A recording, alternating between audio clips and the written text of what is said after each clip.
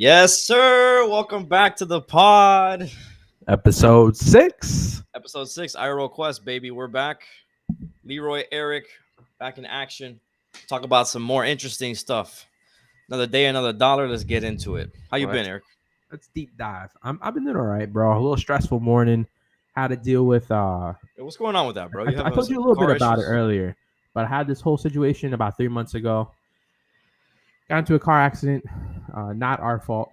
Specifically, me and Tough. my girl were in the car. I was in the passenger side that got hit. Long story short, the car was in the repair shop for about 3 months due to all the supply shortages and lack of employees, I assume. Yep. We finally get the car back. The battery's dead. So that was the first thing. We had to call AAA and get that taken care of. That was last week. This week we saw a scratch on the top of the hood, and we reported it last week. And they said, "Oh, for our monthly checkup, we're gonna look into it." At that point, we left. Well, more specifically, my girl's mom left a review on Yelp, giving them a 1 star, saying that, "Hey, Sheesh. we had to pay more money because you guys didn't finish the car, because we were paying all these rental car fees like out of pocket. Like our insurance wasn't going to cover it." Yeah, and they So fucked up your shit.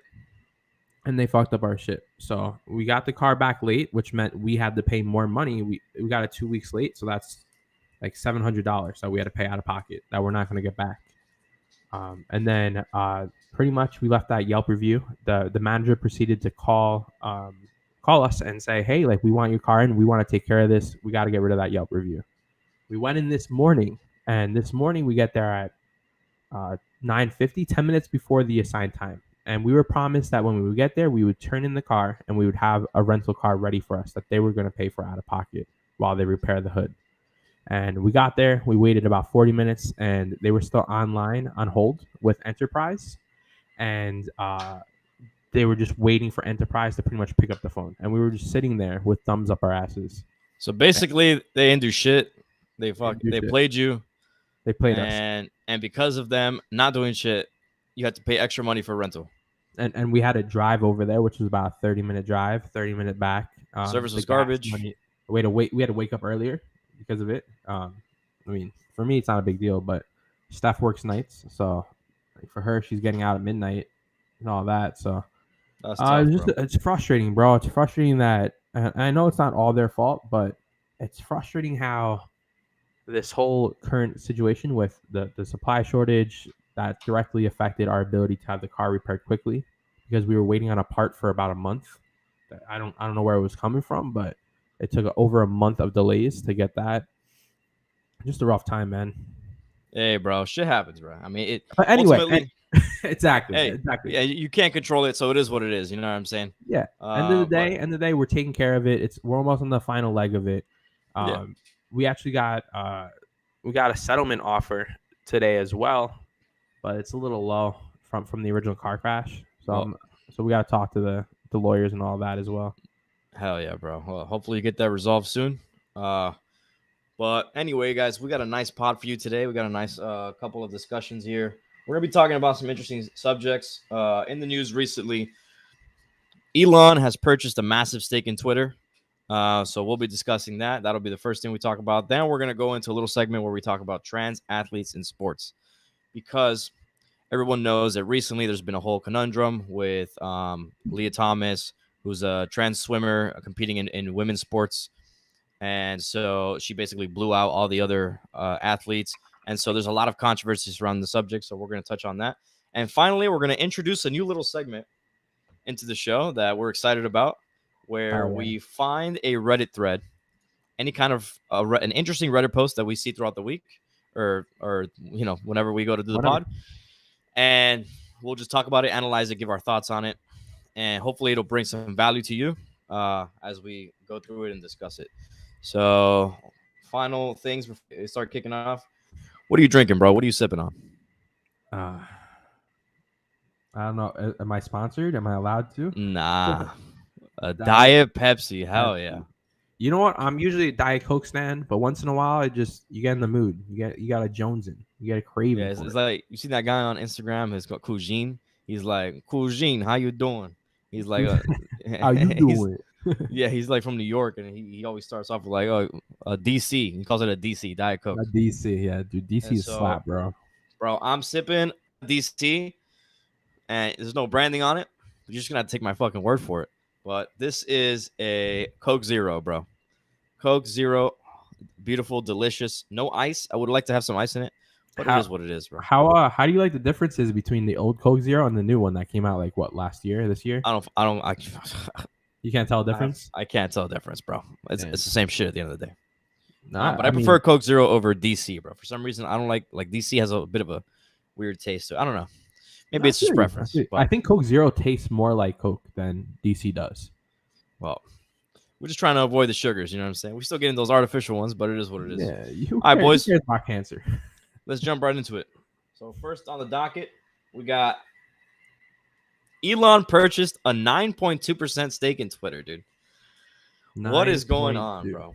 Elon, he announced he was talking on Twitter about how there was like been free speech issues and how Twitter is like the public space.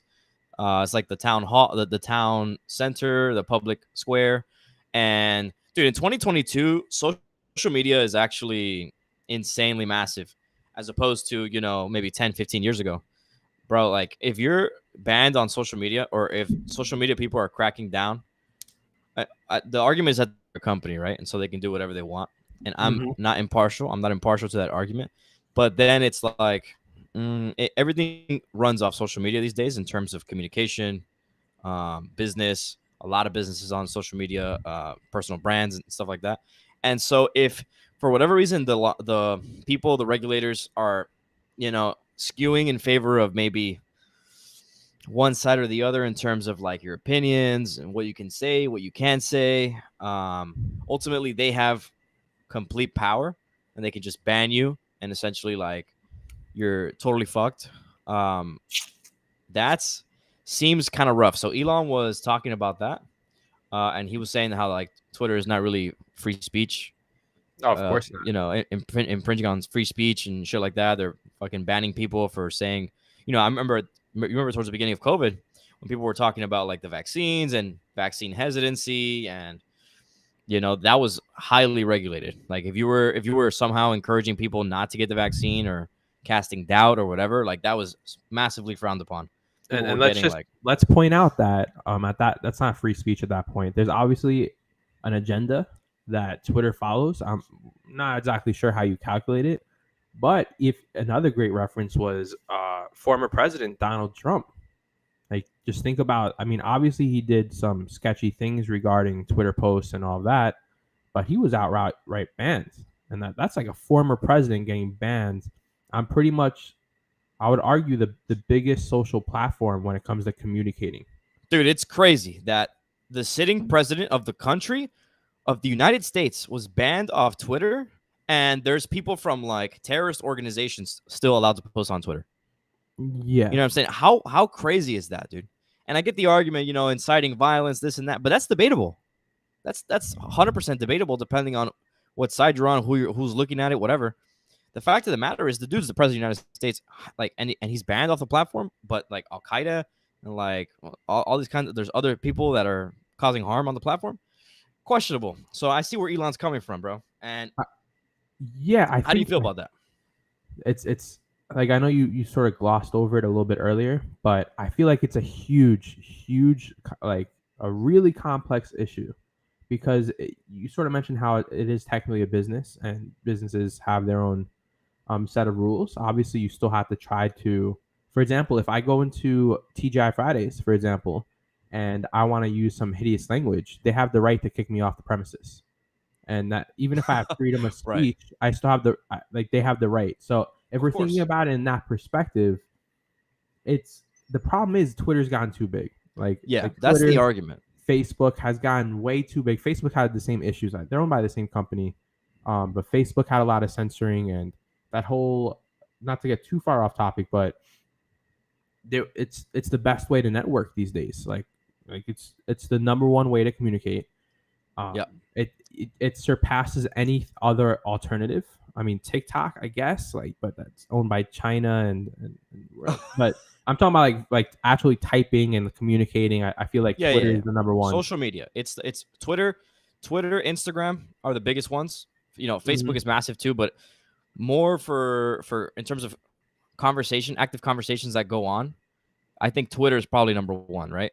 And so the argument is that these Regulation. companies these companies have gotten so massive that it's no longer just a matter of like, oh, we're a private business. I'm sympathetic to that argument, but it's also like, hey, yeah, you're a private business, but I mean, at this point, like, you're so like everything flows kind of through you. Agreed. So how do you, it's a tricky area. It I don't. it really comes down to just, is there going to be regulation? In which case, I'm not very pro regulation when it comes to most things. I feel like there's a lot of controversy regarding like how companies spend their money, how they interact, like the payment and all. Like it's a very complex issue. I personally side on less regulation when it comes to certain companies. Um, but specifically for this, it's very very hard because it's gotten to the point where if you are cut off from social media, you are cut off from expressing yourself.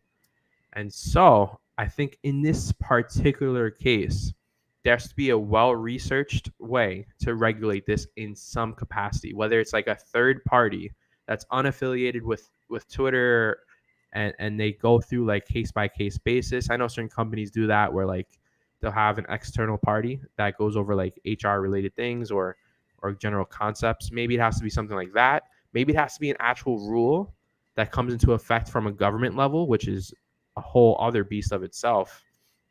At the end of the day, I don't think it's right for them to be banning people for expressing their opinions. I know you mentioned Donald Trump and the whole controversy regarding like the possible violence it could have caused. Right. It's I agree that if it does cause violence, that's a cause for concern. But dude, let's peek at the other side of this argument. So like obviously we're both very sketched out with the idea of massive regulation because it's a business at the end of the day. But like where's the accountability on the user? So like Donald Trump has pretty much throughout his presidency, he knew he was abusing Twitter. I think we could all say that he was utilizing that skill set, that skill he had to communicate through Twitter to the point of it was a very divisive way of communicating. It was very I bipolar. I don't know if I would use the word abusing. I would say that Utilizing, utilize. he was using it in a way that it hadn't been used before from the presidential level, where Obama used social media. Social media was a big part of Obama's election campaign, where he used Facebook effectively. Um, Before that, presidents didn't really use it. I mean, social media wasn't really that big before that either.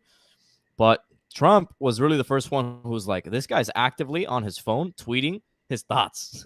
He's like, Random thoughts in the middle. He's 3 a.m. morning and he got a random urge, bro. But let me make a comparison here, bro, because this is a very interesting dynamic in the NBA. More recently, not really this year. They've cut back on it a little bit, but for the past like 3 or 4 years, 5 years, flopping has been very prevalent.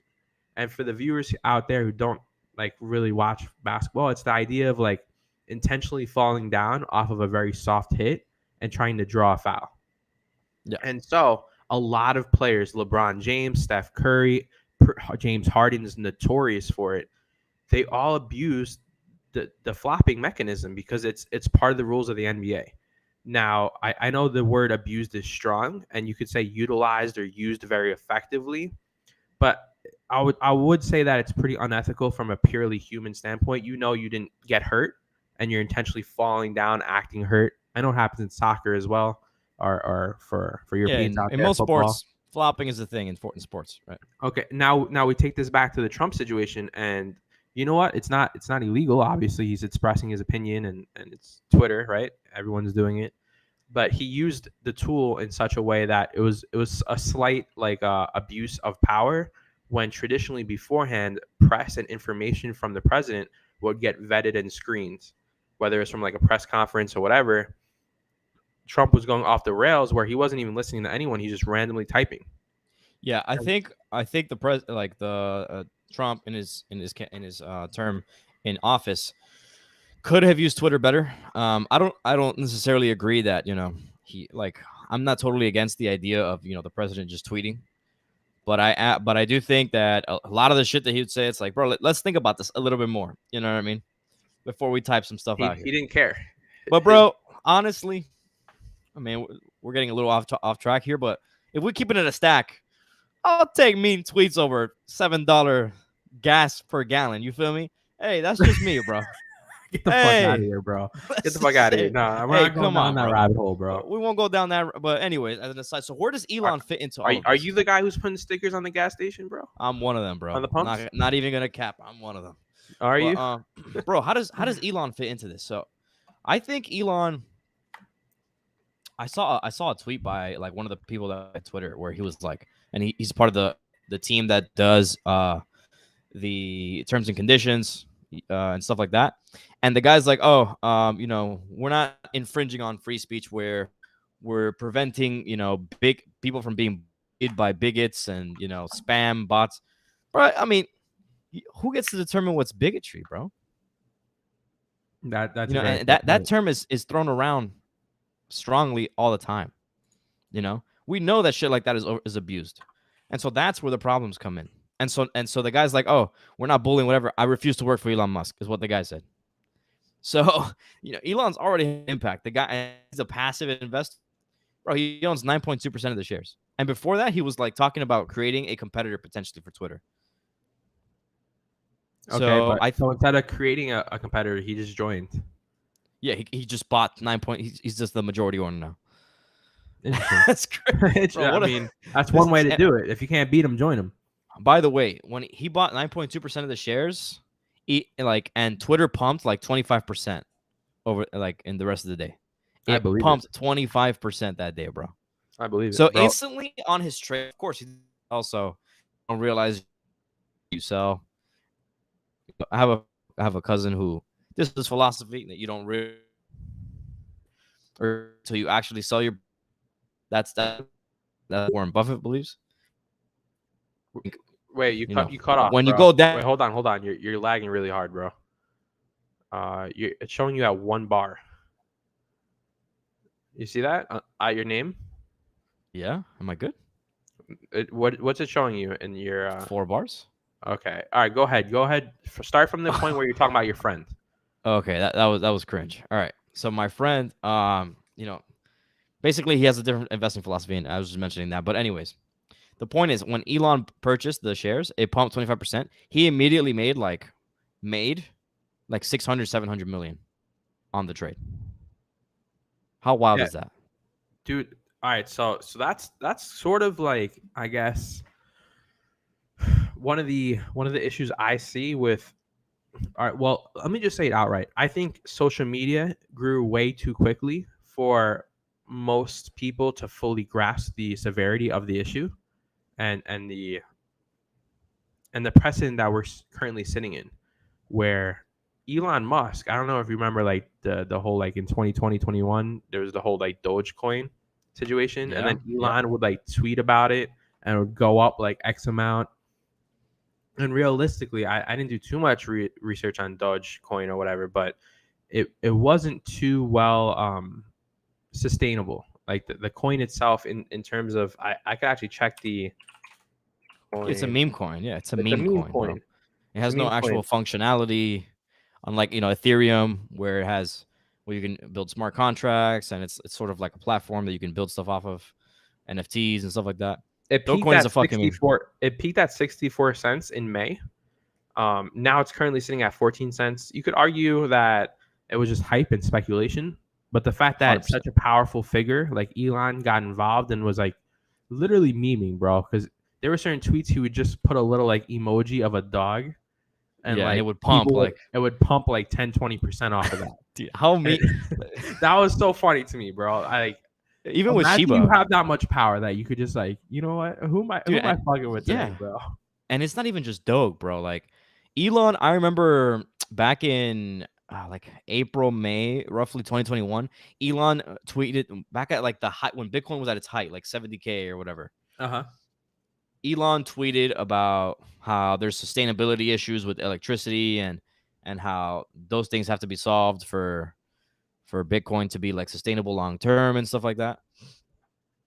And just him tweeting that, it fucking crashed, bro. It pulled back like a massive amount. I remember because I was owning crypto at that point. I own crypto now, but at that point it was when the first time that I purchased, and my shit went down like 20-30% or something just off that tweet. Yeah, How crazy is that, dude? The guy moves markets with a tweet, bro. dude. The And same thing also, happened. I was following, like, I was investing in lithium stocks, and a similar thing happened where he mentioned how lithium was needed for his batteries in the it pumped. upcoming, and it pumped like 15-20%, whatever it was. I forgot the number.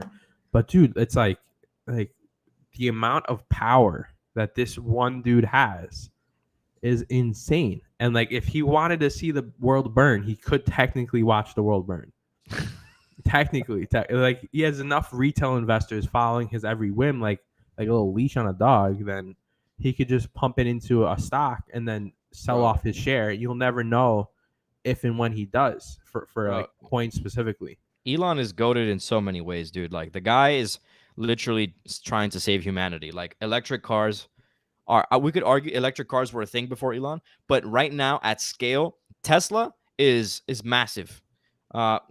Before in the past, were you really seeing electric before Elon and Tesla blew up? Were you really seeing electric cars on the streets, bro? No. No. Now you see Teslas everywhere. You see Teslas all like literally you drive on the street, whatever, just normal driving, and there's hella Teslas. Hell I'm no. also recently I'm seeing a lot more of hybrids, ionics, and stuff like that. This Agreed. guy is changing the world, bro. Like with just the electric car movement, he's making such a massive fucking change, bro. Dude, he's the real life Tony Stark, bro. He's Iron Man IRL, He's bro. he's Iron Man. I would not be surprised. Like, before our lifetime, he like suits up, bro. He's He suits the fuck up. Like, somehow, some way, he has like the little. or maybe not him, thrusters. maybe his kid, bro. Because Maybe his kid. he's like Tony's dad. He's what's Tony's dad's name? I thought it was also Tony. No. Tony's dad. The one who helps Iron Man, who helps Captain America become super soldier and stuff like that. His dad. I don't remember his dad's name, but basically he might be the dad, and then his kid's gonna be Tony Stark type shit. Who knows, bro? Oh, Howard Um, Stark. Yeah, Howard Stark. There you go. Howard Stark. So, bro, Elon's the go, bro. He's also going to space. We're going to Mars, dude. Dude's building like we're gonna build a fucking colony in Mars, bro. Like SpaceX is sending rockets, refueling the fucking like reigniting American astronaut Space travel. space travel, dude. Like we're gonna go back to the moon. Like, bro, Elon's the go in Dude, so many ways. I love Elon, bro. He's a very interesting person that I like following. I do think he's very divisive in certain issues, but you know what? Who isn't? When you have that much power, and you're just a human at the end of the day, you're gonna have opinions that are going to be contrasting or contrast, and it's just because of how much power he has in terms of like the strength of his words. It's going to create issues, but I think that would go for anyone at his level of financial wealth, of pretty much the impact. He's going to be known as like the Albert Einstein of our generation. That's how I see 100%. it. He's yeah, for sure. And so with that in mind, he is in the driver's seat and he knows it. And you know what? I respect the fact, like, I don't know, I haven't checked up on it, but the idea of him like building roads underground of LA to create an infrastructure. Oh yeah, the Boring Company.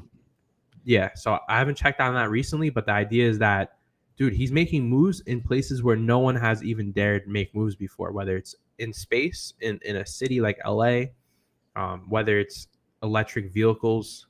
He's an inspiration for a lot of people, and honestly, I think I like the idea of Elon buying a majority share in Twitter. Yeah, I trust Elon much more than I trust, the dude. Twitter leadership. My faith in humanity has died in these past like 5 years, bro. Like, when it comes to like politicians and pretty much the more money you have, the more likely you are to be a little more corrupt, in my opinion. And with that in mind, we know Elon is crazy. Like, he's a little batshit, bro. But he's super he's super respectable. He's a brilliant mind. And you know what? If he has the majority share, I don't think he's gonna be a hypocrite, and like where he's gonna keep himself unbannable and then like start banning people left and right. Yeah, I Can't think see like that either. with great power comes great responsibility. This guy sends rockets to the moon, or not to the moon, but he sends rockets to space. He's refueling the ISS. He's building out an electric car infrastructure in America and across the globe. You know, he's thinking about creating tunnels under LA to alleviate traffic. This guy, like the things that he's thinking of, no one's thinking of these things, or no one's. Maybe they're thinking of it, but they don't have the nuts and the money and the power to actually make shit happen. The guy has the vision and he's fucking executing on it.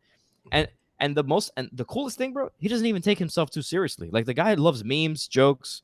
I mean, he named his son after an airplane or some shit. Like, bro, Yeah, like yeah. That he that was goes it. on JRE and he smokes a blunt. Like the kid, he's Dude. just a culture. He's not just like a Tony Stark. He's like a cultural figure as well, dude. Yeah, the same way that Joe Rogan had the ability to speak out against the whole like Pfizer and vaccines, that was like his pseudo power. Elon Musk is like full on like I don't give a fuck status. Like you can't fuck with him, bro. He's way too important. He has way too much wealth. He has hands in so many different like pies. Like he's everywhere. And I'm personally of the opinion that I like the idea of him buying a partial like I don't understand how it's gonna impact the whole like conversation. I don't know how much power he gets as the 9.2% shareholder, Yeah, in he's the how majority much owner. majority owner. Yeah, but he's still only 9%, right? So he still has to. They have to win 51% to like pass a. Well, I don't know how that works, but I'm, a, I'm he's the maybe not largest individual owner, which largest is crazy. individual. Yeah, Which is crazy. He ties dude, Morgan Stanley. So, matter of he fact, did let's it by pull up himself. here. Check it Yeah, out. go ahead. I'm gonna pull up a tab here showing this stuff.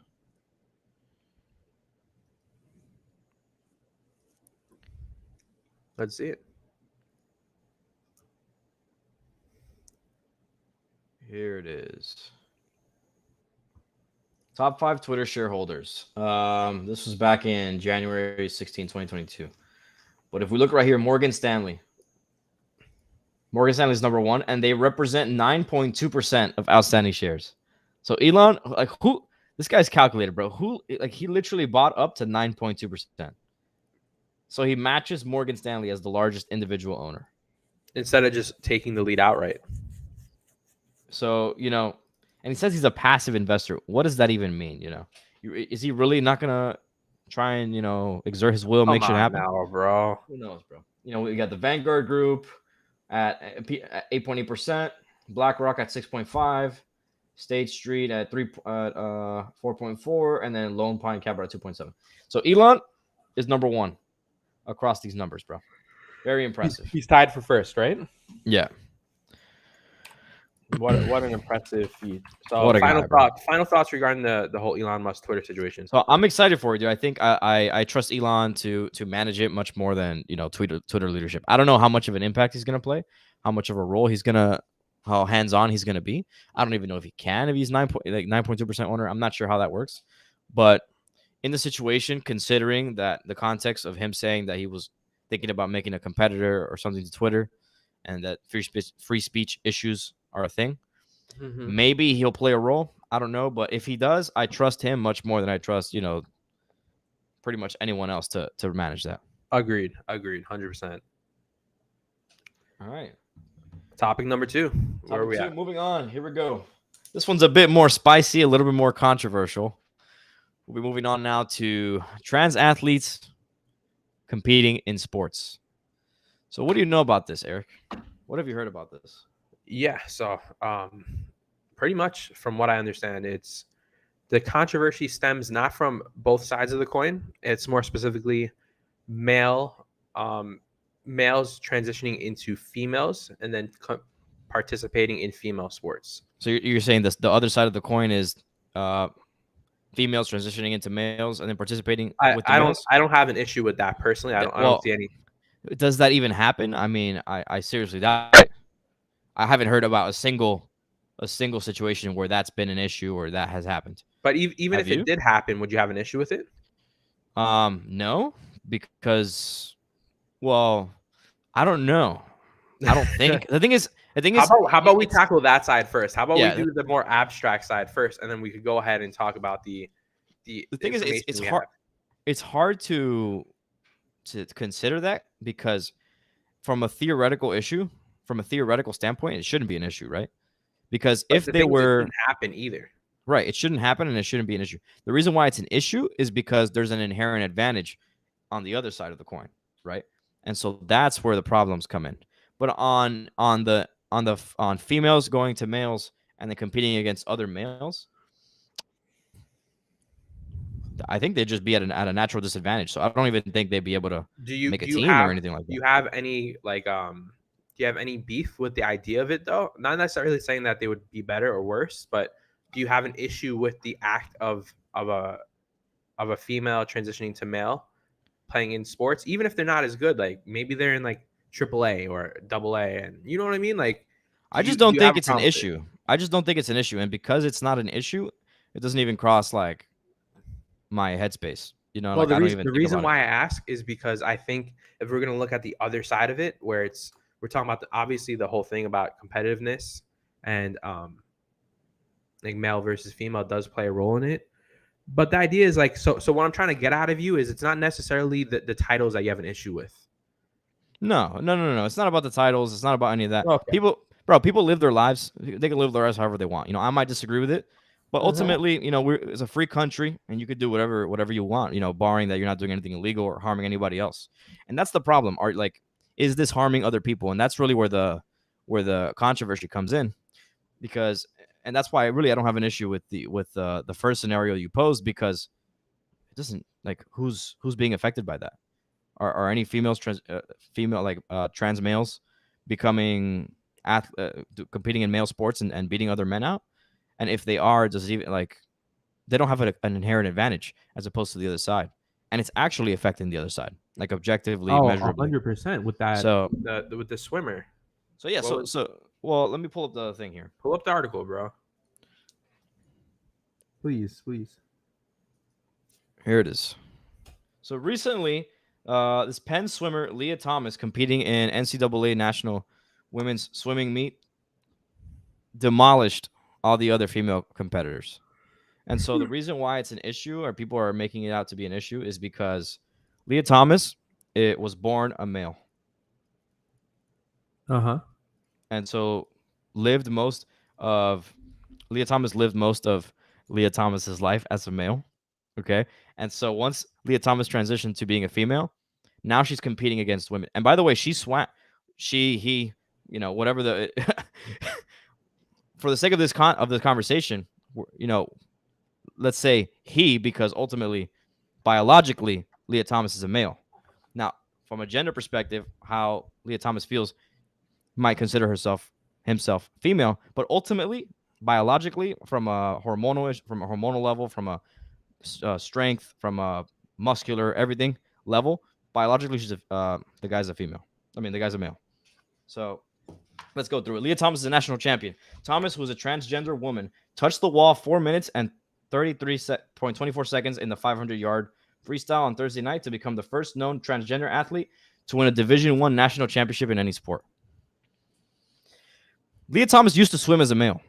And when Leah Thomas swam as a male, he was ranked like, what? Like, I think he was ranked like 500 something. So he wasn't even anywhere near the top, right? And then once Leah Thomas transitioned to being a female, he absolutely crushed the competition. Is ranked number one in the country.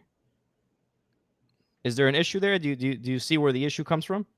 Or do you even think there's an issue? What are your thoughts on it? So first, let's go ahead and pull up the Wikipedia for the technical definition of what's eligible to, or who is eligible to participate when it comes to transitioning genders. Sure, one sec. I have it here. So let's set that as the rule break before we dive into our own opinions, because that way we have a baseline of like what's expected. Where is it at here? Testing? Or go ahead and scroll down a little bit. You let me know. I think it's under Olympics. Olympics? Or testing. Here, let me pull it up myself because I also have it. Let's close that. Well, so I think a lot of it has to do with hormonal levels, right? and time where they have to declare that they're a certain gender for Yeah, a so certain amount of it's right time. there. Yeah, it's right there. Look at Olympics and go to the second paragraph under Olympics. In 2015, the IOC modified these guidelines in recognition that legal recognition of gender could be difficult in countries where gender transition is not legal, and that requiring surgery is otherwise healthy individuals may be inconsistent with developing legislation and notions of human rights. The new guidelines require, so here I think is the kicker. The new guidelines require only that trans women athletes declare their gender and not change that assertion for 4 years, as well as demonstrate a testosterone level of less than 10 nanomolars per liter for at least 1 year prior to competition and throughout the period of eligibility. So with that in mind, I want to outright say, I know we talked a little bit about it earlier. I don't think that's the only criteria to why males are physically more capable than women. In terms of the advantages like that you're born with, most cases, I do believe that if you're born a male, you're going to have a higher capability to be an athlete. You're going to be able to jump higher. You're more likely to be taller. You're more likely to be stronger on a genetic level. I don't think just the hormonal change alone negates that in full.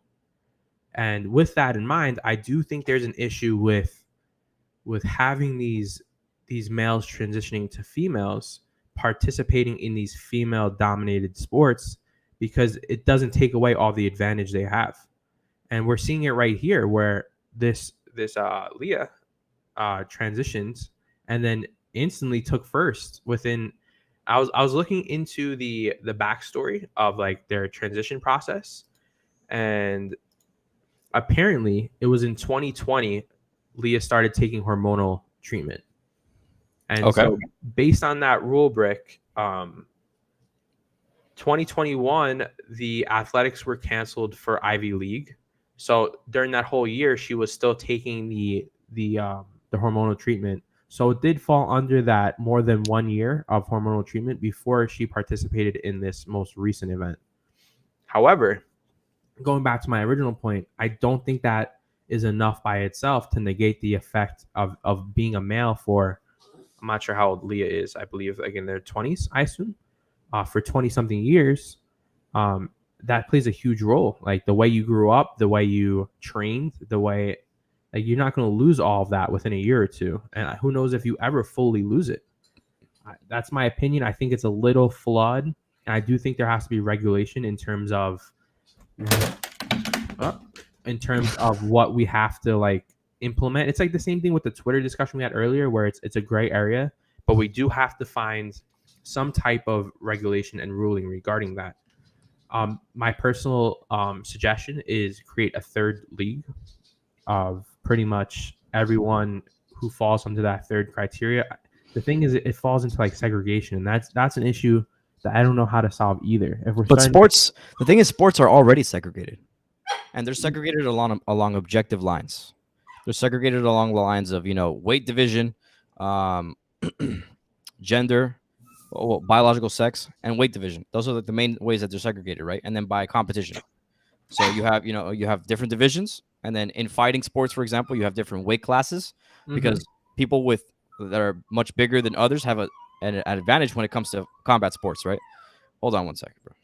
You go ahead and take it. Let me just deal with something real quick. Yeah, of course. I think it's a very interesting.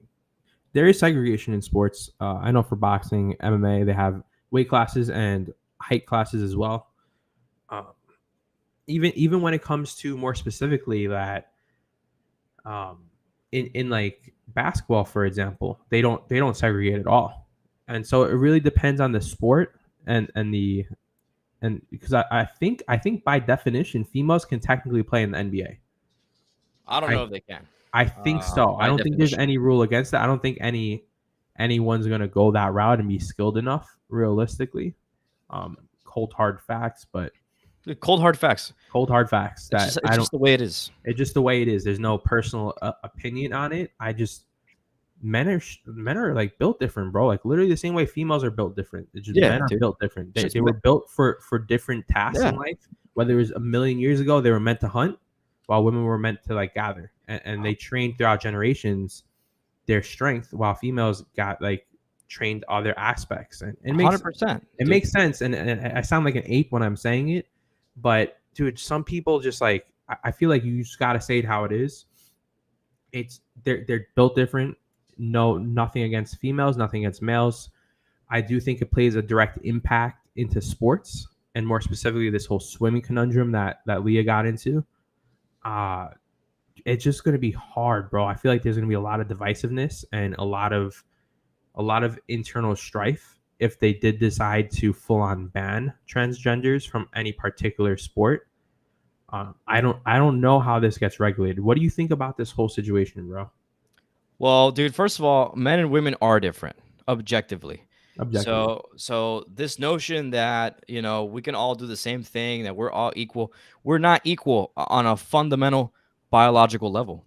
You know, men have more muscle mass, they have stronger bones, they tend to be taller, they're better at certain things because of the different ways that their body is built. You know what I mean? The different hormones. That's why men grow a lot more hair than women do in terms of like facial hair. Men have bigger muscles. The cartilage, the ligaments, they're all stronger, and it's all more conducive because back in the day, men would be the ones to go out and hunt, gather the food, kill the bear, kill the boar, whatever, bring it back to the camp. Women would be more the nurturers, and so that's just the way that biology has set up life to be for Agreed. all of human history, right? For all of human history, it's only Mhm. in recent years, and this is not to cast a judgment on it. Is this good or is this bad? Right? It just is. Yeah. Biology just is. Now, our perception of it is how we determine whether something is good or bad. But in the case of a competitive environment where it's literally people competing on a physical level, determined by strength, speed, flexibility, all of that, these are men have an objective advantage in sports like swimming, like tennis, like basketball, like football, soccer, all of it, right? And it's not because, you know, we're better than women. It's not that at all. We're just built differently. Mhm. Where we are more suited for those kinds of activities in the same way that women are more suited for other kinds of activities. You know what I mean? And so when it comes to this, Leah Thomas, who for 80-90% of Leah Thomas's life lived as a male. Leah Thomas grew up as a male, and so therefore, her body developed with male characteristics, with male sex hormones, a lot of testosterone, making the bones bigger. Like, if you just look at how Leah Thomas is built and compare it to the girls that he was competing against, or that she was competing against, Yep.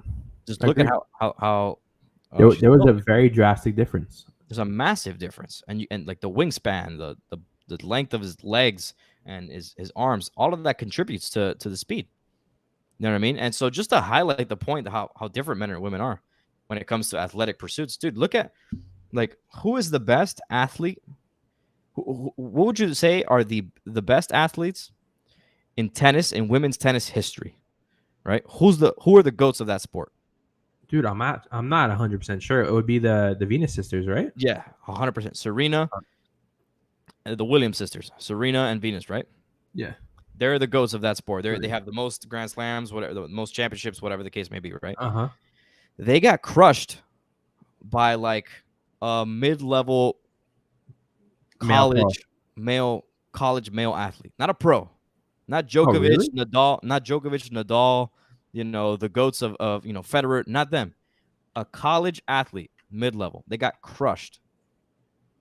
And the guy was like drunk apparently, and he just crushed them. Dude, but you know how drunken power gets, bro. When you're that drunk, you get Yeah, superpowers. drunk jutsu, bro. Yeah, Drunk come jutsu. on now. But Come on, you you're know not how, rock you. Come on now. but that's what I'm saying, dude. And then also I think it was like the women's national soccer team got crushed by like a high school football club, a male high school football club. It's the women's national soccer team. Yeah, They're that's the best of the best in the the best whole players in the country. country, right? They Yeah. represent America in the World Cup for women's soccer, right? They got annihilated by a high school team. Was it actually a high school team? Are you Yeah, 100% sure on that? let's pull it up right now. Yeah, that's a bold ass statement, bro. I can't believe a male. I'm gonna have to cross reference that one, bro. Like if you would have said college, maybe. But FC Dallas under 15 boys squad beat the U.S. women's national team. Here we go. what, is it a meme or like real? No, this is CBS Sports. Pull it up. Here, Pull it up. here, I'll pull it up here. That's crazy, bro. That's true. Look at this. FC Dallas under 15 boys squad beat the U.S. women's national team in a scrimmage. Okay, so in defense of the, well, to be fair, bro, if you got the NBA team to play against a high school team, they would never lose even in a scrimmage, bro. Look, bro. In preparation for 2 upcoming friendlies against Russia, the U.S. This is back in 2017. The U.S. women's national team played the FC Dallas U15 boys academy team on Sunday and fell 5-2, scoring to FC Dallas, according to FC Dallas' official website. This friendly came as the U.S. looked to tune up before taking on the Russia in a Thursday night match. They got crushed, bro. They got crushed by under 15 club.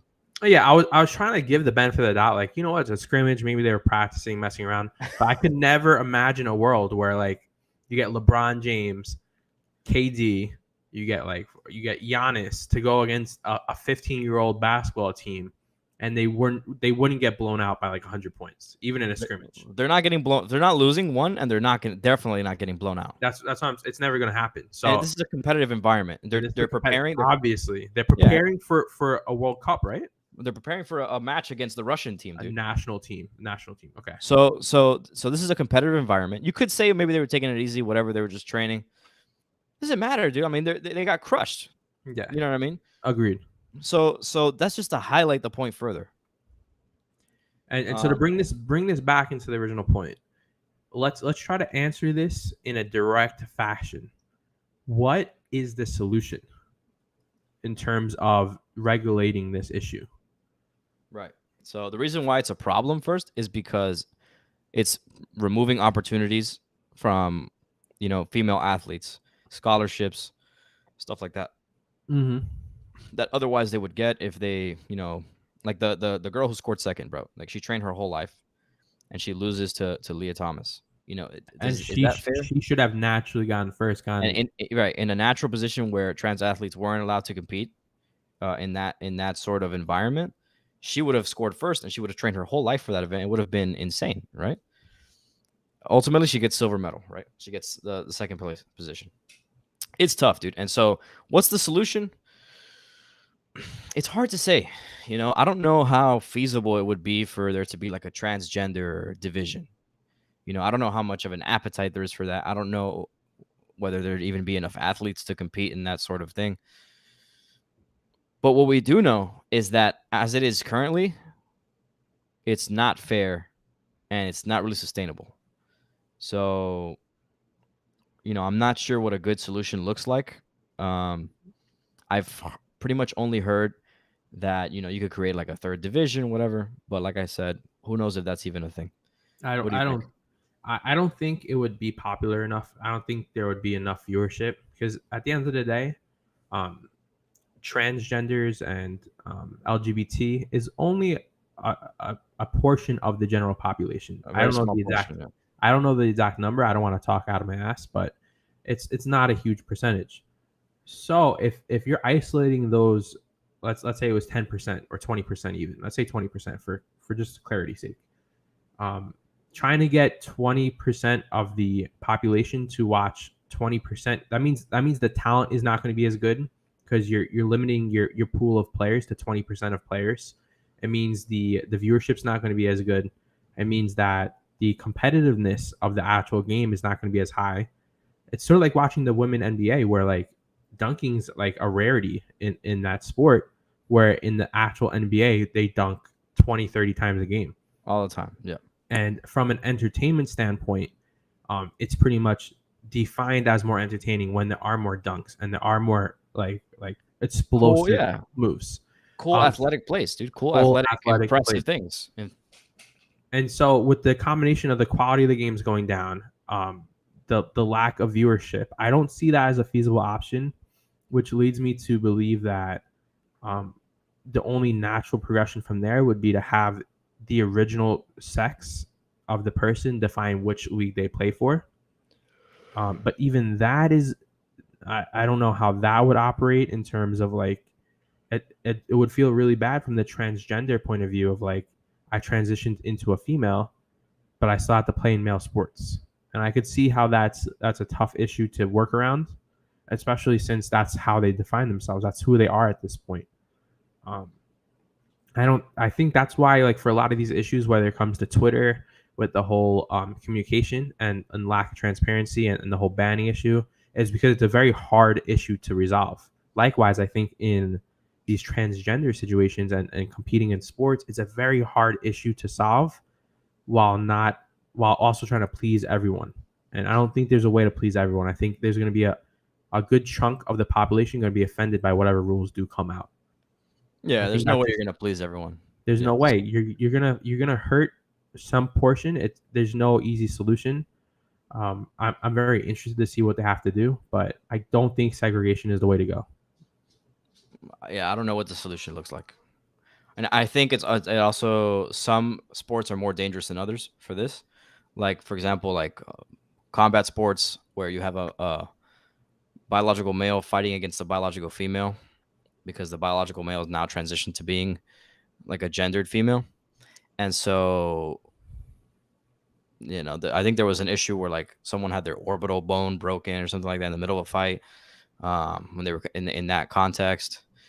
It's just rough, dude. That's rough. And it's just no easy solutions, but No, it is something that I think has to be talked about and talked through because it is a problem going on now for these athletes, right? what it. I mean, I guess a solution I could come to is honestly, in this specific point of view, I don't think it should be on a male majority to vote on this. I think it should actually be, like, for example, if we did the WNBA, the women's NBA, I think they should have a panel of females who are voting on this issue because that's who it's impacting. I don't think it should be a bunch of guys in suits voting on this issue or determining this legislation, whether it comes to laws. I think that it has to come from a majority rule female perspective. That way, they're speaking for their sex and they're the ones advocating for what they want best in their league. That's how I Yeah. see it. Yeah. They need to have that discussion. Mm-hmm. But I think that pretty much rounds out the discussion for this subject of trans athletes in sports. It's complicated, it's nuanced, and there's no easy solutions. That's why it's fun to talk about, though. Honestly. Oh, 100%. All right, let's round it out with the third thing that we're going to discuss on the show. The third thing on the docket, dude, we're going to create the new segment where we look at a Reddit post and we kind of break it down, analyze it, give our opinions on it. And I think it'll be fun to do. So let me pull up today's Reddit post, the first one, the first official one. And ironically, no correlation, right? We didn't, this wasn't intended, but it has to do with trans as well. So let's pull it up here. And though it's not necessarily just about trans, it's more like a trans person gives insight into something else, right? So here, let's pull it up. Hopefully there's nothing crazy. Trans man discusses how once he transitioned, he came to realize just how affection-starved men truly are. So this post is really about men, right? Pretty much, yeah. And so this person used to be a female, transitioned to being a male, and is now making an observation about male lifestyle or some of the issues that men go through. So and this post is by Katie Charm, by the way. Katie Charm, user Katie Charm. A little shout out. Shout out to Katie Charm on Reddit. Appreciate the post. Very insightful, and I really like a lot of the points she goes on to express. Yeah, let's check it out here, dude. So let's see if I can kind of magnify it a little bit. So we can read it better. I don't know. Can you see it? Can you see that clearly? Yeah, good enough. I can read it. Here we go. So still bothered by the U.S. So the first, it's like a list of posts, right? The first one is it's by Scaldish, right? And Scaldish is giving the thing. Still bothered by the U.S. cultural idea that men can only be non-romantically intimate with one another in warlike or competitive circumstances. So, like, to give an example, like in baseball, you're allowed to smack each other's ass and give hugs. But warlike situations where your life is on the line, obviously, you're going to be a little more emotional and expressive. Yeah. But in general, as two males who are cis males, pretty much, we do not. I don't know about you, but I don't have too many friends who are willingly openly like hugging you and saying like I love you, bro. Like it's not very mainstream. Yeah, so the post is mostly about how men aren't really too emotional with each Mhm. other, basically, in their friendships and just in life in general. It even I think goes deeper than that. Let's read a little bit yeah, of it. let's go. I'll go ahead and read the first part, and you could jump in on the second portion. Okay. All right, go ahead. So it starts off with, I'm pretty quiet about the fact that I'm a trans man usually, but holy shit, I need to tell you about the culture shock I'm going through because it's blindsiding me. There's a huge sense of social isolation that comes with being perceived as male because now people are subconsciously treating me as a potential predator. All strangers, no matter their gender, keep their guard up around me. It made me realize that there's no inherent camaraderie in male socialization as there is in female socialization, unless, of course, it's in very specific environments. And the fact I don't ambientally experience, I can't read that too well, experience the mutual kinship in basic exchanges anymore is an insanely lonely feeling. You know how badly this would have fucked my mind up if I had grown up with this. And let's talk about that point first of all. I specifically want to highlight um, the the portion of there's a huge sense of social isolation that comes with being perceived as a male because now people are subconsciously treating me as a potential predator. Now, for me, I experience that pretty much every day, and I make a conscious effort to like do the opposite of trying to show that. So, like for example, I'm saddened by the fact that I can't just like walk up to a mother and a kid and like look at the kid, like at the baby, and be like, "Hi, like how are you doing?" Like it's weird as a guy. That's It's weird as fuck, bro. it's weird as fuck for a guy, but if you see a woman doing that on the street, like the mother will like give the children to the woman and like she'll be holding it, and it's like if I Yeah, yeah, even yeah. look in that direction, it's like, yo, what are you doing with that poor mother and that child, bro? Like Yeah, what's yeah, wrong yeah, with you, yeah. bro? Yeah, And yeah. and how do you have you had that situation occur before? I mean, not really. I mean, the thing is, it doesn't cross my head to do that, and that might be, reflective of the issue that they're talking about in this post, where it's like that is perceived as weird, but if a girl does it, it's, it's kind. It's like, not really gives off weird vibes, whatever. But I think it mostly has to do with the fact that men typically aren't very social in terms of emotional stuff like that. Um, I think for me, mostly how it manifests, or the way that I think I've noticed it, is like, people are more reserved in terms of like, maybe more standoffish. They're more like keep their distance and stuff like that. But I think that's just natural, and I'm the same way. Like I think if I have someone walking near me or whatever, I'm always like looking around, keeping my head on a swivel in any situation that I'm in. Um, I think it's just good practices to always keep your head on a swivel when you're out in a public place, because you never know. And I think even in today's world where there's stuff on the news like shootings and all this kind of stuff, crazy shit going on in the world, I think it's practical to always keep your head on a swivel, to the point where actually whenever I go to eat at like a restaurant, or whenever I sit down in a public place, whatever, I'm always trying to position myself such that my back is not exposed and I'm like against the wall, and I can see like the exits and the door. So if someone comes in, I'm able to see them before they see me, stuff like that. I always try and position myself like that. Like if I'm out with my girl, I'll have her sit with her back like against to the people, and then I'll be at a vantage point where I can see everything in the room, right? I always try and position myself that way. Mm-hmm. So I don't know. Well, but you hold on, but let's go back a second. So you're saying that in general, you have that awareness to you, Yeah. but you do not have that strong of a feeling if it's women around you. Yeah, that's probably true. It's 100% true. If I have someone walking behind me at six, let's say at like midnight, right? It's dark out. I'm in the city, And and it's like two or three girls or whatever. and it's like two or three girls laughing in the backgrounds. Like I'm not sketched out. Like I'm chilling. Yeah, But if I'm you not. have Yeah, three guys who are like talking all serious and they occasionally laugh or whatever, I'm like, yeah, that's I'm sketch not I'm as not fuck. instantly running, but like my awareness has expanded. I'm like, Yeah, I'm your trying to look spidey into the senses are corners up, of my- bro. Exactly. So I think this post, and it's specifically the whole predator part, is targeted more towards a male's perspective. Although I do respect it. I like the idea of like when you're in a restaurant, you're trying to have the vantage point of seeing everything that's happening. I think that's just good practice. It almost sounds like ex-military type thinking or training. Um, Not that Yeah. you Not, were not I'm, not that you were ex-military. Let's I'm not not go ex-military. that far, No, but I'm I'm not saying the ex-military. ideology, like the thought process behind it, Yeah. Yeah. sort of signifies that. I don't actively do that because there's only so many times you can do that, and I think that sort of borderlines on a little like anxious thinking. If you're constantly like, dude, you're at TGI Fridays, bro, or you're at like Chili's. If someone's gonna come in with a gun to Chili's, I mean, there's not much you can do other than dive earlier and not get hit by that bullet. But like, Yeah, dude. Like it's just a small little practice that could potentially save you and your family's life one day. yeah. So, But my point is like, what's the percentage chance that happens at that restaurant versus what's the percentage chance you get into a car accident?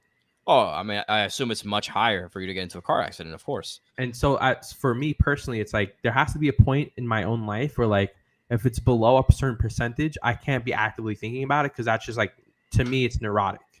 If I'm like worrying about a 0.1% chance of something happening, I think for me that's going too far and I'm not enjoying the moment, or like Yeah, you're that's probably that's, right. that's me personally though.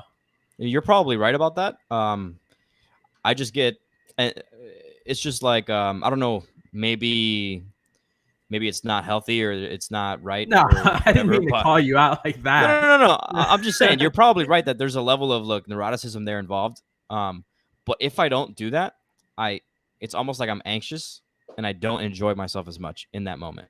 Mm-hmm. Um, I I have don't know. that thing with driving where I get anxious if I'm not driving. If I'm like in the passenger seat and like I have someone driving and I'm not 100% like, because In I have to control of the I have to know situation. you exactly, and I got to know you pretty well to know that you're a good driver because there's a lot of shitty drivers out there, bro. Yeah, yeah, yeah. And so if I'm driving with someone new who I haven't driven with, I'm a little anxious. I'm a little more aware, like. But other than that, bro. Anyway, let's focus back on the actual Reddit post. Yeah, let's keep going through it. So let's scroll down a little bit and go ahead But and but read. but I 100% agree that there's like this predator aspect, and I think, bro, like, there's a lot of truth to that. You know, because like if a girl comes up behind you, the only way she's really going to be able to overpower you is if She has a she has like weapon. some sort of weapon or something, right? But other than that, like if there's a dude that comes behind you, he's like 6'5", 250 pounds, could potentially overpower you, right? And While, so while there I think is while I think it's logical, while I think that's the correct action to make to like be attentive, it doesn't change the underlying condition of the mental health of males. So like because that happens, it still creates this dynamic, which is what the original poster for Reddit is speaking of. So this 100%. female transitioned to male, where for the first X amount of years she was a female. She had this experience of being able to trust other women, to create these friendships and be very open emotionally and being vulnerable with them. And because of this dynamic that you're speaking of, it creates a dynamic where men are not able to do the same thing with each other and with females as well. So females are allowed to do this with both females and males to a degree, depending on if you trust the male and you trust the female. But males have the short end of the stick where because of this dynamic, which I agree with you, it's the correct thing to be worrisome of someone following you at night if they're 6'5" and it's a male, I get it. But it still creates this underlying issue. And that's how I see it. Yeah. But So let's you go want to ahead keep and going scroll through? down and take over this little part while I use the bathroom real quick and just read off that the longer portion for me. All right. So just to keep going with this, it's 4:30 a.m. and I'm mourning the loss of a privilege I didn't even know I had. Anyway, I'm gonna figure out how to navigate this. Don't know how yet. The post continues. Someone commented, "If you figure it out, can you share your insights?" This is a fundamental as to why I'm in the closet. So, really, we're not focusing on the trans part. It's mostly like an insight on how it used to be as a woman versus how it is now as a male, and it's we can bring it out to just how men and women operate differently in general. Um, Absolutely, because it's an extremely sticky issue. Frankly, this is something I would have never understood without living the experience. It's now blatantly clear to me that most cis men, which is basically just straight men, cis men just means straight men, um, probably experience chronic emotional malnutrition. It's now blatantly clear to me that most cis men probably experience chronic emotional malnutrition.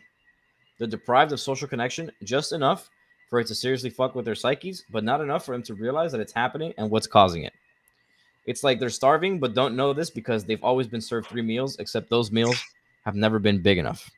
I don't know if I agree. with, chronic emotional malnutrition. Um, there could be some level to that. Um, I don't know if it's as bad as OP is saying, but we can keep going. This deprivation comes from all sides of the aisle, by the way.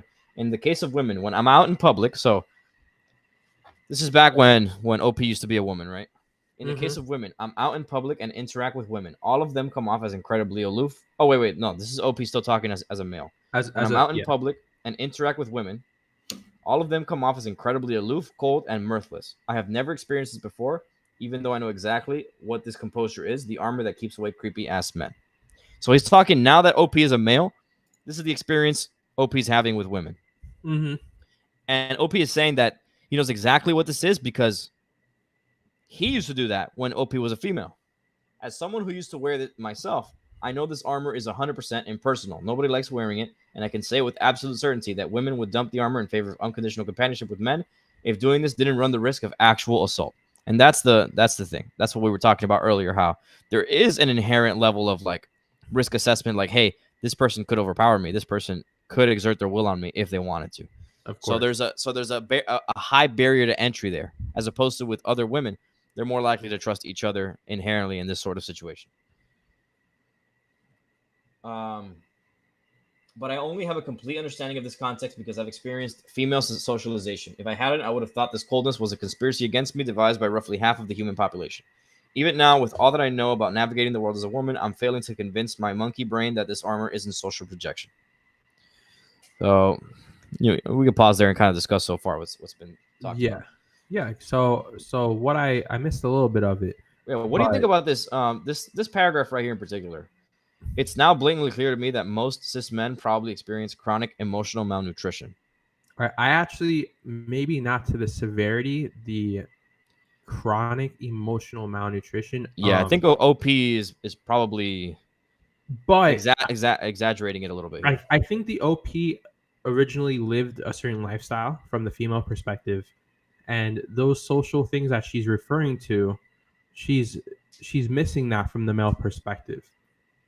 And the way guys get the what was the word, emotional nutrition that guys get, it's through other things. It's like through sports. It's like competing together and winning something. It's through having an argument and like becoming friends again. It's like, yeah, it's we're interested in different things. We're interested in different things. However, I do think there is some of what she's referencing or he's referencing. Right? It's confusing.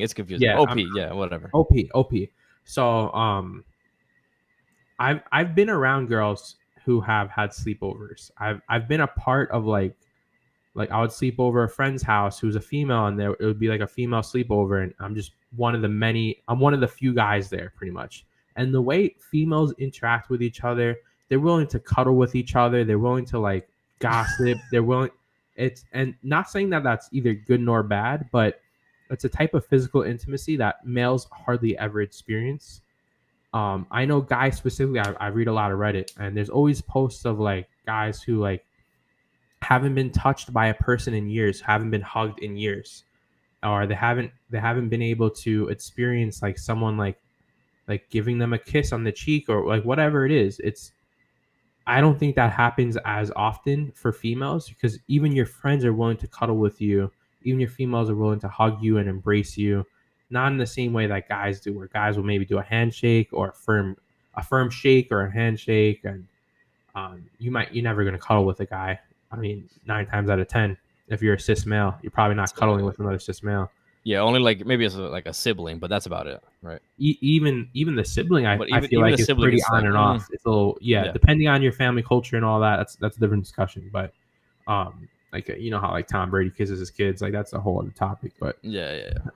Back to this, I do think there is some of that, and I think that it's isolation. When you are in that situation and that precedent where you don't have any female touch, you don't have any touch in general from males, it's a very demoralizing feeling, because that's what humans thrive on. Like that's how we love each other, is through a lot of it's fit. Like I know there's different love languages, but physical touch is a huge one. And females most of the time don't lack that department, where I think males do. And that does result into some of the things that he is expressing in this post. Yeah, agreed. Um, let me bring it back up here so we can keep going through it. Let's see. As for male socialization, again, it seems taboo for a man to be platonically intimate with men for reasons I have yet to fully understand, but I think it boils down to A, the fact that society teaches boys that it's not okay to be soft with each other, and B, garden variety homophobia. I don't know what garden variety homophobia means. Garden, yeah, that's I like have a no mean idea what word. that I means. think OP created that garden variety homophobia.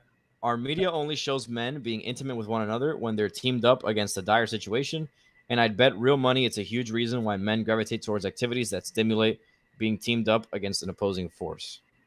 That's sort of what I Um, referenced with the whole like sports teams, like when you're competing against someone. so yeah, so OP is saying that men are gravitate more towards those sorts of activities because they're craving that emotional connection. I don't know how accurate that is. Um, as a male, that's not really a reason why I would gravitate towards sports. Well, it's fun. I've played sports my whole life. It's fun to just compete in sports, and I think it's just the competition, right? Not just sports, but competition in general. I think is much more. Men are much more likely to be more competitive. I think it's just by nature they're much more competitive than women. Um, Even when it comes to work, uh, for sure, sports. Um, between friends, family, whatever. It's just a more we get off more on competition, and I think You, that has something to do with like social hierarchies and flexing strength and shit like that, and competency and whatever. There's a lot of underlying things that can be touched on there, but I'm not sure that I'd agree that it's because we're craving an emotional yearning. I think I to push back a little bit, I do think society has formed this type of dynamic because I know there's certain countries where this logic doesn't apply. Where like I know that like males in like certain countries, like in South America, they're willing to like hold hands with each other. They're both straight. They're willing to hug each other and embrace each other. I've heard of this. I haven't it's personally experienced it, but from I do a lot of Reddit reading. It seems like it doesn't happen universally across the world. It's more specific to like how we were raised, like our social norms. yeah, there are cultural differences. But I will say that I think the OP would lose a lot of real money because I don't think that's the main reason why men gravitate towards activities that stimulate being teamed up against an opposing force. Hundred There percent. was there was this post on Reddit. I keep going over posts, but there was this post on Reddit the other day, like a week ago, where it was men of Reddit. What is something universally liked by all men? And one of the top comments that was upvoted the most or whatever was throwing rocks. And like it's the idea that like guys, no matter what, like if they have a rock and they could throw it into a lake or like skip it into a lake, almost all guys are willing to do that. And it was the most upvoted comment because it has nothing to do with competitiveness. It's like the physical act of doing something. That's what males gravitate towards. And yet there might be something there about competition, dude. There might be like a who can throw the rock the furthest, Maybe. who can skip, who gets the most skips on the water, you know what I mean? But you know what? For me, it was more like an internal competition. It would be like I was at MDC, like Miami Dade College, and I would wait for the bus stop, like right in the middle in Kendall campus.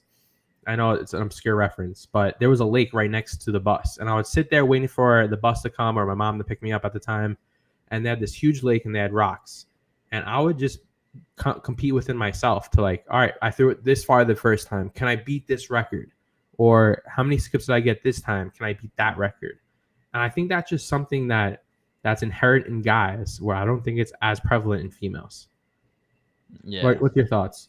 I think I totally agree with that. It's the idea of like physical acts, taking out. We have a ton of energy from testosterone built up. How do we take that out? How do we express that? And I think it expresses mostly in physical acts, physical, sports, war, um, competition. I think that's just how the energy that we exert as males, right? Um, yeah, I think OP is a little off base when it comes to Can, some of this stuff. can we agree that there's less affection, though? There's definitely less affection, but is that a bad thing? Is that really a bad thing, dude? I think that. I think it is, bro. I think it is. Well, here's the thing. Here's how I feel about this. Um, I think that affection and being, vulnerable and emotional and stuff like that. I think you can, you know, uh, people who have girlfriends. A lot of us have girlfriends, right? And sometimes the prevalent advice is you don't want to be that emotional with your girl, or whatever. Mm-hmm. I think there's a lot of truth to that.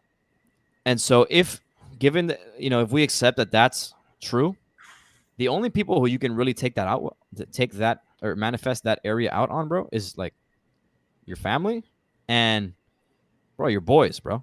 Like, who else are you gonna talk about that sort of stuff to? Like the struggles that you're going through, like, yo, bro, I'm having a rough time at work, whatever. You're not gonna talk to your girl about that, right?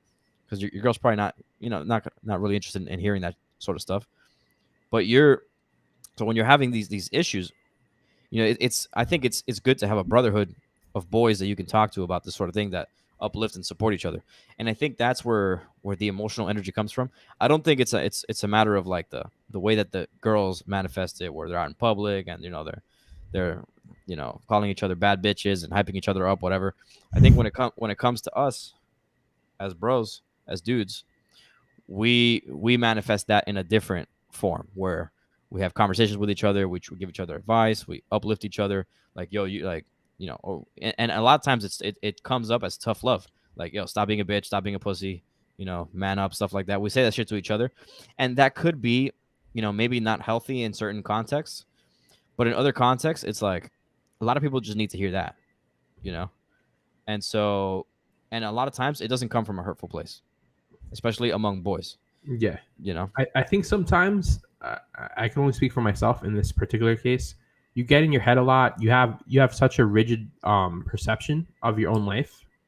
When you're going through the motions day in, day out, especially when it comes to relationships, when you're within a relationship, you may not see the signs of someone who's looking at that relationship from the outside perspective.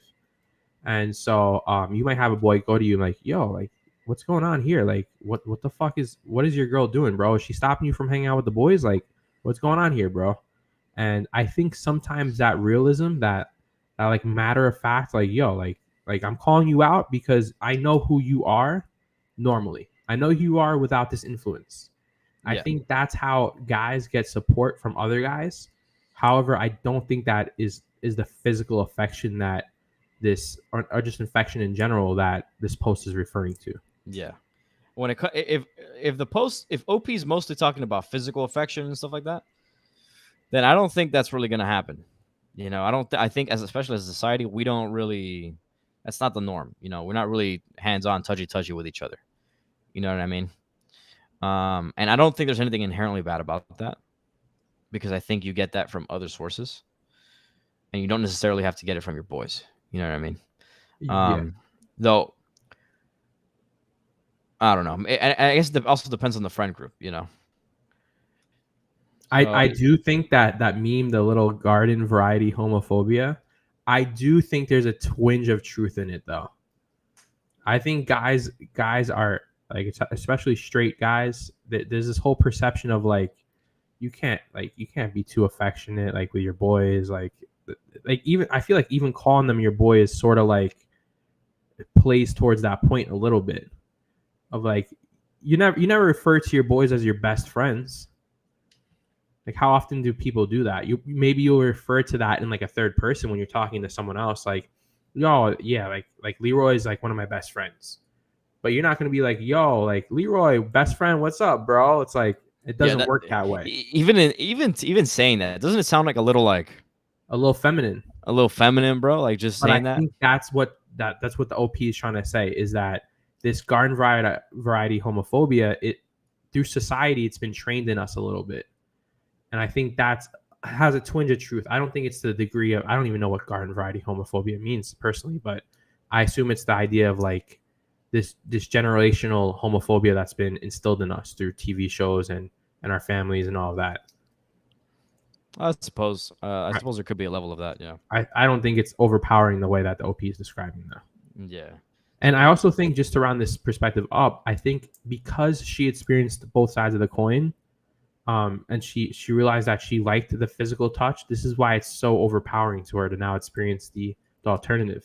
It's like you went from being rich to being poor, except in the Yeah. currency of being rich and poor, it has to do with affection. And now Yeah, she's like poor, she's lacking affection, and she knows how much there is on the other side, and that's why she's coming to this whole realization. there's a stark difference Or he. between point A and point B, right? Um, so I guess we can kind of finish off the post here. But men are not machines of war. Yes, testosterone absolutely gives you a dumb bastard brain, but that just makes you want to skateboard a wagon down a hill or duct tape your friend to the wall and not kill someone. I don't agree with that. I mean, No, I agree with I the think not kill someone, that's but just a meme paragraph. I think we should skip through that, bro. oh, you think that's just a meme? I think it's like that's like the OP's bias like playing a part in this post. I don't think it's Yeah, I mean like you can comment on it, I don't mind, but I think it's just an incorrect statement. yeah, I think Point blank. that's just not accurate at all. The Yeah, human I don't. species looks so much colder standing from this side.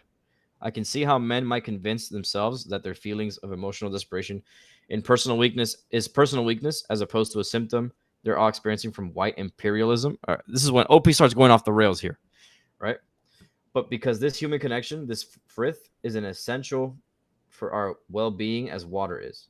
So sick, how sick I want to destroy this garbage. All right, so I think these last couple things, OP kind of went off the rails a little bit. So Yeah.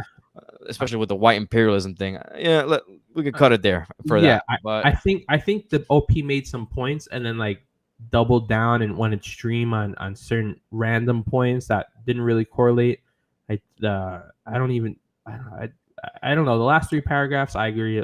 no, the point is that as men, we're not as emotional with Mhm. each other as women are with each other, right? Agreed. Agreed. And I don't think there's anything necessarily wrong with that. I do think that there should be a level of like, we're boys. The reason why we're friends and we get along and stuff like that, not just because we have shared interests, but because we have shared aspirations, goals, and stuff like that, and we can support each other in that journey. But Yeah, what would sorry to interrupt you real quick. What's your opinion on hugs? between men, Yeah. I think it's generally fine. I don't think it's too much of an issue. But I think it's fine. Isn't that interesting how you answered that? Like generally I think it's fine. Like Yeah, you couldn't even be you couldn't be assertive in that answer because even that is sort of like teetering towards like the whole like homophobia perspective that I think it depends on the context. Like if you have a friend you haven't seen in months or something like that, and you're like, bro, and you hug it out, whatever. When you first meet each other, whatever, or you reunite. what if it's like you fucking didn't see him in a week, bro? And you do a little hug. What's the problem with that? I don't know. It's a little weird. Hold on. Hold on. I couldn't hear you there for a second. Okay. What I was trying to say is like that. I don't know. I actually agree with you. I have that internal feeling too. But with this post, I start to question if that is a natural thing or is that something is it nature versus nurture? Like I think we were trained to feel uncomfortable with that feeling when I don't think it's natural. Yeah, and I think a lot of this has to do with culturally how we interact with each other and stuff like that. Agreed. So as opposed to it necessarily being like men shouldn't be doing this or whatever. Yeah, agree. So there's a lot of discussion there that can be had. I don't know. Ultimately, I don't think there's anything wrong with men being more stoic. I think it's strength, in fact, that we can be more stoic. And I think that's just the way it goes, dude. Or the way it goes right now, at least the way it is in our culture and how we live our lives.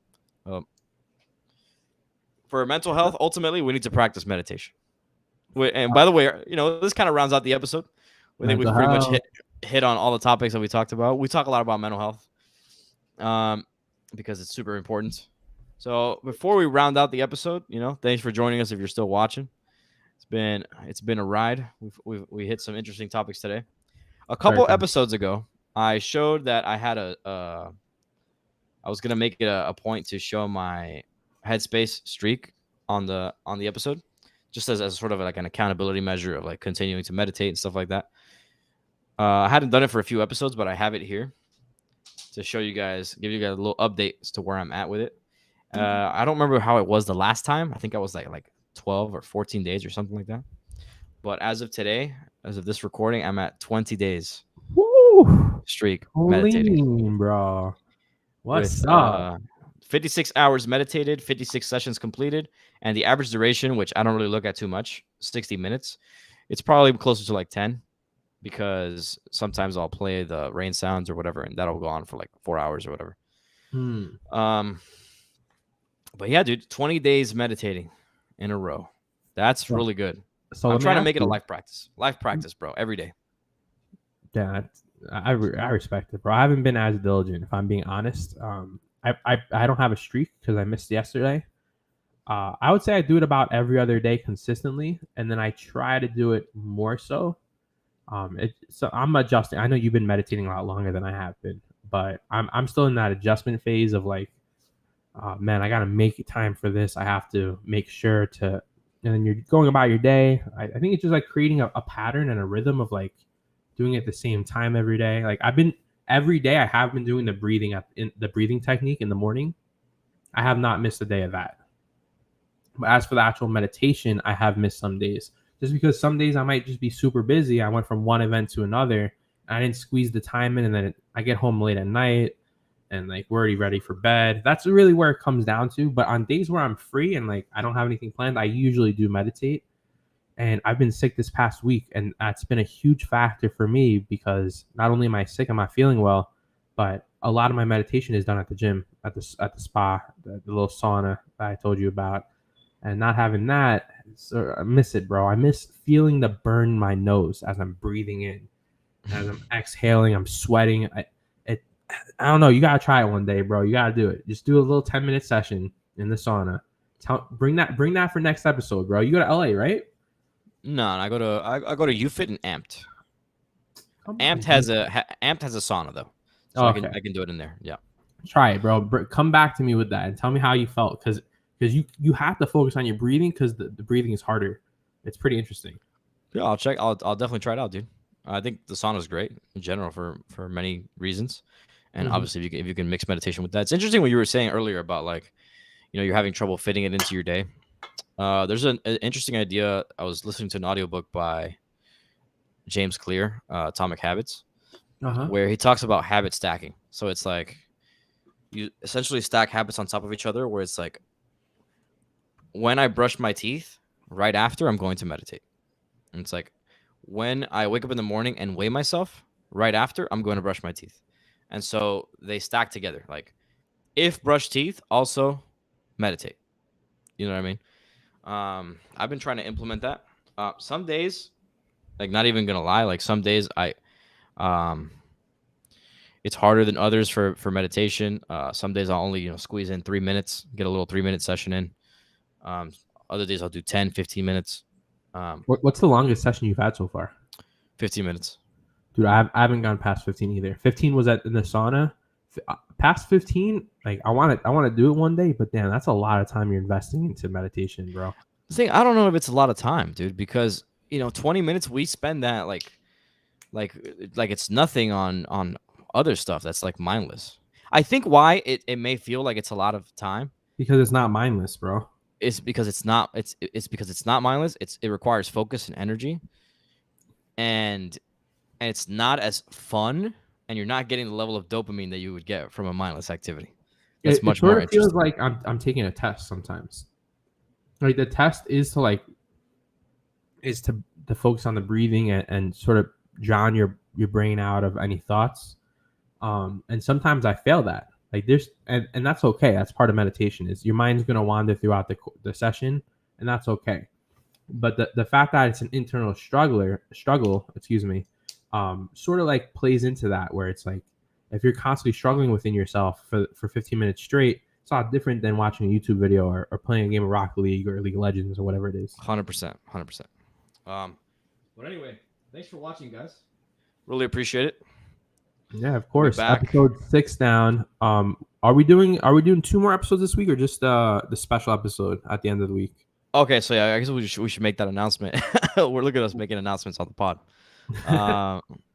On April 10th, we have planned to do a sports pod with 2 guests. We're going to bring on 2 guests to talk about sports. We're going to cover the NBA, the NFL, all of the interesting stuff going on with it from our perspectives. We're huge sports fans, and so we'll have some friends on to discuss that with us that can give their expertise, advice, opinions, and stuff like that. So that's going to be April 10th. Before then, I think we'll probably do another pod, maybe Wednesday or potentially Friday. Let's see how it plays out. I think we'll find time for it, bro. I think we usually do. All right, guys. Thanks for watching. For sure. Yeah. Before we head out though, last thing. We want to do a weekly segment of Reddit. So let's make sure to we're gonna start posting that once a week, and we'll even add it to the notifications, whether it's email or just like a little YouTube notification that we are going live, and we're gonna be more on top of that. We do want to set a set schedule. That's something we are currently working on. We don't have the exact times and dates yet, but I do feel like it will be better for both us and the viewership and all you guys who are following along on this quest that you have an exact day and time that you know to tune in and when we go live. Awesome. So all those things, we're going to be working on them. And we'll keep you updated. Once again, thanks for watching. Thanks for being with us. You could be watching anything, but somehow you've chosen to watch us. So really appreciate it. All right. Thanks, everybody. Take care, guys. Catch you guys later. Peace.